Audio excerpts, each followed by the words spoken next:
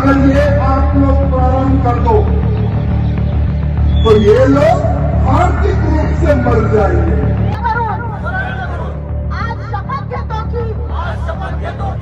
जिहादमुक्त हिंदुस्थानाचं स्वप्न पूर्ण करण्यासाठी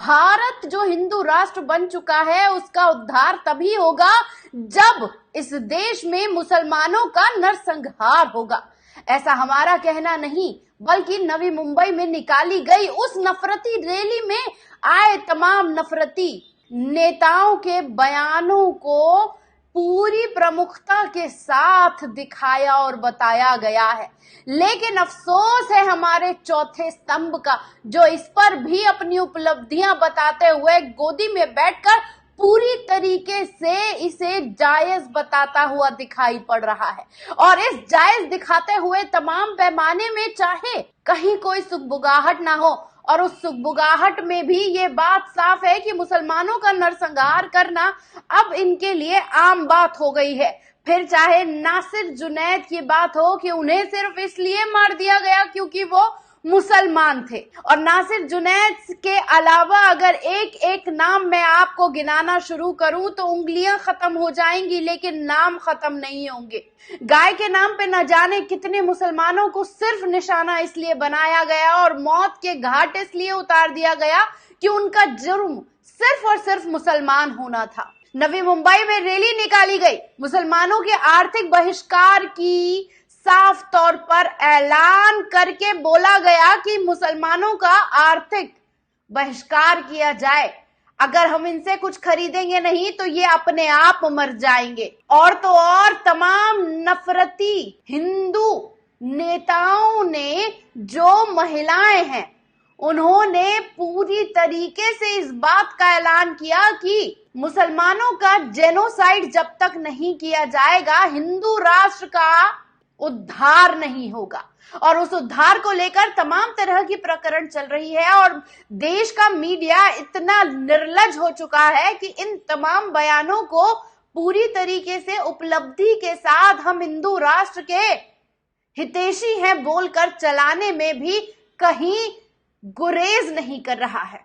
और अब बच्चे तलवार लेकर सड़कों पर माँ बाप के साथ निकल रहे हैं ताकि वो ये मैसेज दे सके कि उन्हें पूरी तरीके से शिकार अगर किसी का करना है तो वो मुसलमानों का है, और मुसलमानों को मार के ही इस देश में शांति आएगी, समृद्धि आएगी और देश पूरी तरीके से अमेरिका के वर्चस्व से भी आगे बढ़ जाएगा। खैर, लेकिन इस वक्त की बड़ी खबर ये है कि यहाँ सुगबुगाहट हो या ना हो, यहाँ इस मुद्दे की बात और गंभीरता को समझा जाए या ना जाए, या आंख पर पट्टी बांध लेने के बाद ये सोचा जाए कि ये आग मेरे घर नहीं आएगी इसलिए मैं खामोश ही रहता हूं।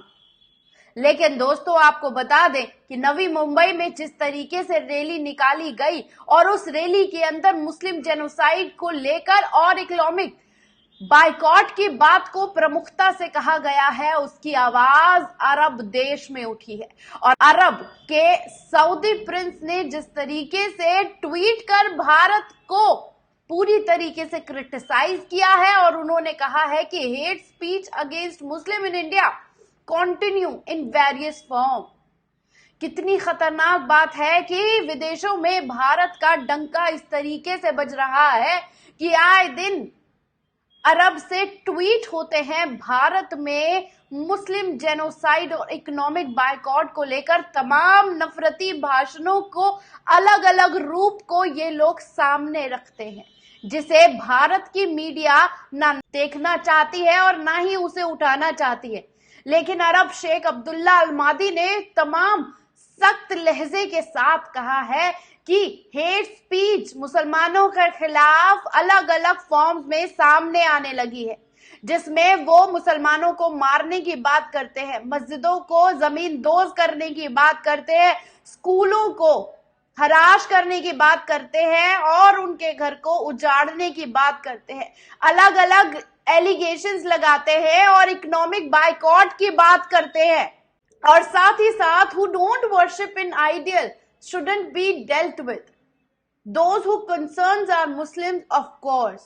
कितनी बड़ी बात है कि उन्होंने साफ तौर पर कह दिया कि नफरती स्पीच अलग अलग तरीके से मुसलमानों को टारगेट बनाने के लिए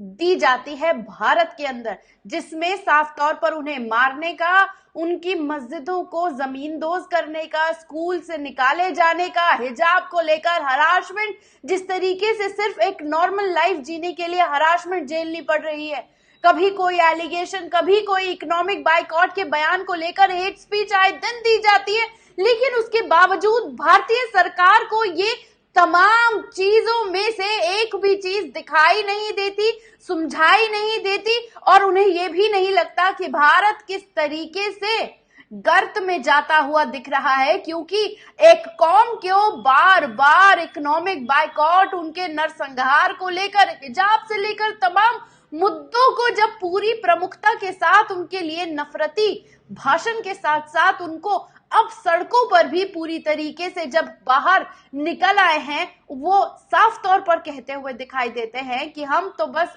यहाँ पर आए हैं और मुसलमानों को ठिकाने लगाएंगे तभी मुल्ले टाइट रहेंगे, और अब तो अब्दुल पंचर भी नहीं बनाएगा क्योंकि उसके घर में एक वक्त का खाना नहीं आएगा, तब उसे समझ में आएगी हिंदू राष्ट्र के अंदर मुसलमान होने की क्या सजा होती है। ये सब जब मैं आपसे बोल रही हूं तब मुझे खुद समझ में आ रहा है कि ये कितनी घिनौनी बातें हैं, कितना घिनौना वक्त सत्ता ने आने के बाद बना दिया है, ताकि यहां का आम नागरिक बार बार ये सोचे कि उसका धर्म ही उसका सबसे बड़ा दुश्मन है, क्योंकि उस धर्म के चलते ही उसको मारा जा रहा है। लेकिन इस्लाम न पहले कभी दबा है, न अब कभी दबेगा, न पहले कभी गायब हुआ है, न आने वाले वक्त में गायब होगा। फिर चाहे ये सत्ता आएंगी और ये सत्ता जाएंगी, लेकिन इस्लाम है, था और हमेशा बना रहेगा। अरब में लगातार, मिडल ईस्ट में लगातार, अल जजीरा में लगातार, अमेरिका में लगातार हिंदू जेनोसाइड के नाम पर बार बार हिंदू डरा हुआ है, हिंदू जेनोसाइड की बात हो रही है, ये ऐलान किया जाता है खुद हिंदूवादी संगठनों के जरिए। लेकिन सवाल ये है कि अगर हिंदू डरा हुआ है, हिंदू जेनोसाइड की बात हो रही है, तो बार बार मुसलमान क्यों अपनी जान से हाथ धो रहा है और सत्ता बैठकर बस ताली पीटते हुए नजर आती है? क्योंकि जब बीबीसी देश के प्रधानमंत्री और उस वक्त के गुजरात के चीफ मिनिस्टर का वो चेहरा बेनकाब करती है, तो उनके घर पर या ये कहें उनके दफ्तर पर साफ तौर पर छापेमारी करती हैं, जिसे रेगुलर चेकिंग के नाम दिए जाते हैं, और पूरे देश में उस डॉक्यूमेंट्री को बंद सिर्फ इसलिए करा दिया जाता है कि छवि पर सवाल ना उठे, लेकिन मुसलमान ठिकाने लगता रहे, ताकि हमारी सत्ता में और हमारी सत्ता लगातार बनी रहे, ताकि हम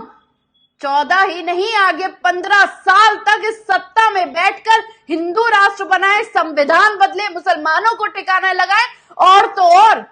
इस देश की इकोनॉमी का इतना गर्त कर दे कि इकोनॉमिक पर कोई बात न कर पाए, रोजगार पे कोई बात न कर पाए, और न ही अडानी जैसे मुद्दे पर कोई बात हो। और जब बात ही नहीं होगी, कोई सोच ही नहीं पाएगा, तो हम तो देश को चाहे जितना बेचना चाहे बेचते रहेंगे और हमसे कोई सवाल भी नहीं करेगा। लेकिन दोस्तों, सत्ता से सवाल करने वाले अभी भी हम जैसे चंद पत्रकार अभी भी सवाल उठा रहे हैं, उठाते रहेंगे, और आपको सत्ता में चल रही वो तमाम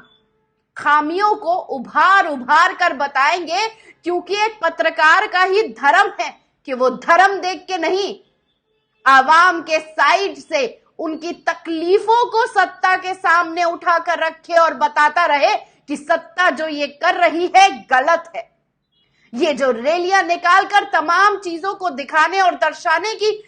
कोशिश की जा रही है, उसमें चाहे लव जिहाद हो, धर्मांतरण हो, या तमाम मुद्दों को लेकर यह बताने की कोशिश हो कि मुसलमानों को ठिकाने नहीं लगाया गया तो हिंदू राष्ट्र को सबसे बड़ा खतरा है। तो जाते जाते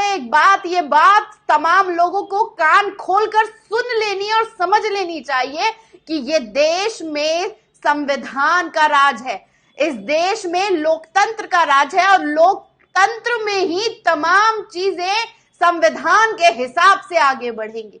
फिर चाहे हिंदू राष्ट्र का सपना देखकर मुसलमानों को चाहे जितना नरसंहार की ये बात करते रहें।